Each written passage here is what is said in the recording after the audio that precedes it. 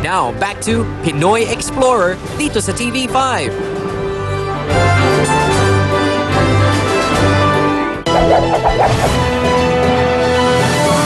Ano ang tawag sa rebulto ng Birheng Maria sa Duomo? A. Madonna, B. Madonnina. Ang sagot ay B. Madonnina. Kahit mahigit 4 meters ang laki nito, Madonnina o Little Madonna pa rin ang tawag nila sa rebultong gawa sa gilded copper. Gusto niyo bang makita ang itsura ng mall noong unang panahon? Well, we are at the right place dahil nandito sa Milan ang isa sa pinakamatandang mall noong unang panahon, ang Galleria Vittorio Emanuele II. So ano gagawin natin? Halika, i-explore natin.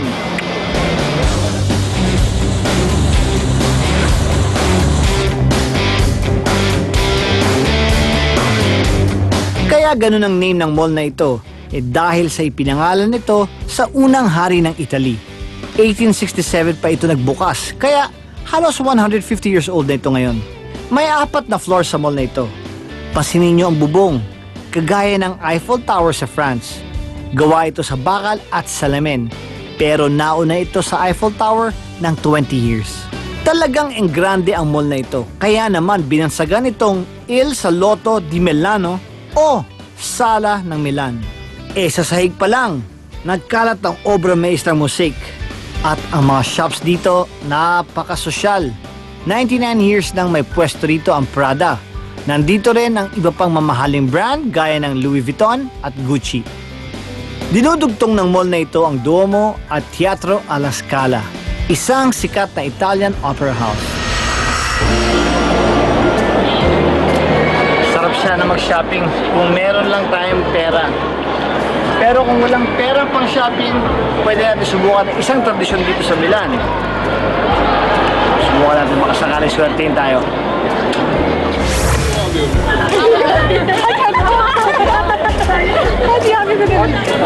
Isang tradisyon dito sa Milan na kailangan nakapaka dito sa balls ng toro at iikot ka na nakapikit ang mata mo. Sabi nila pampaswerte daw yun, ewan ko kung bakit. Susubukan ko na rin. Swerte na, pero kailangan pikit ang mata, ha? Okay. Okay.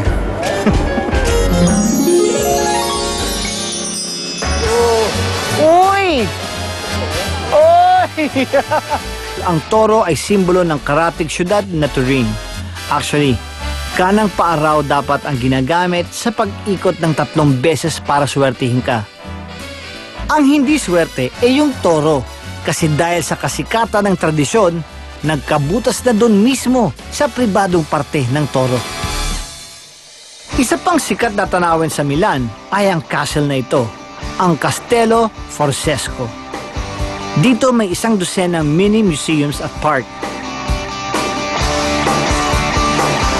Pero noong 15th century, dating tahanan ito ng mga Forza, ang patron o backer ni Leonardo da Vinci.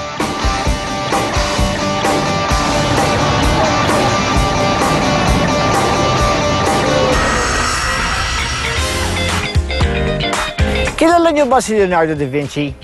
Siya yung sikat na Italian painter na gumawa ng Mona Lisa at yung The Last Supper. Ngayon itong museum na nasa likod ko ay ipinangalan sa kanya.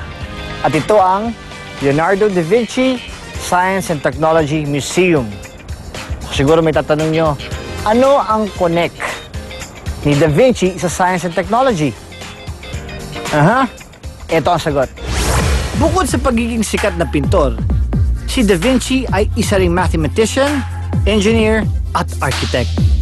Magaling na siya sa art, mahusay din siya sa science. Makikita rito ang mga antigong orasan,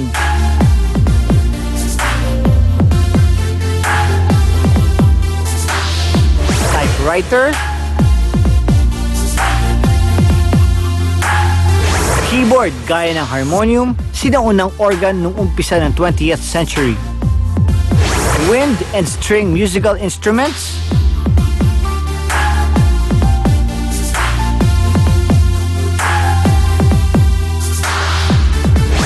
mga kasangkapan sa paggawa ng papel,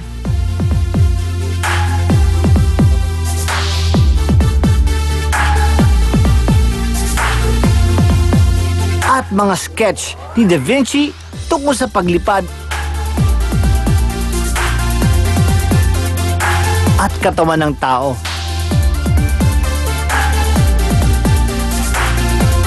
Meron ding exhibit tungkol sa pag-usbong ng iba't ibang Apple computers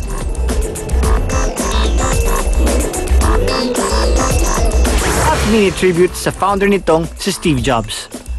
At kung gustong masubukan ng mga bata ang mga imbensyon noon, meron ding interactive area para dito. Hey! Susunod sa Pinoy Explorer! Babalik tayo sa Rome para pasukin ang isang museo na naglalaman ng mga bagay na ginamit daw ng mga kaluluwang nasa purgatorio para makipag-ugnayan sa kanilang mga mahal sa buhay. At maya-maya rin, mararating na natin ang pinaglibingan ng mga bungo ng 4,000 pare. Kaya walang alisan, ang daming matutuklasan dito lang sa Pinoy Explorer!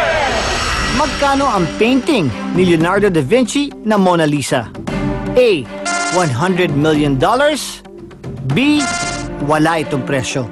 Ang sagot mamaya sa aming pagbabalik.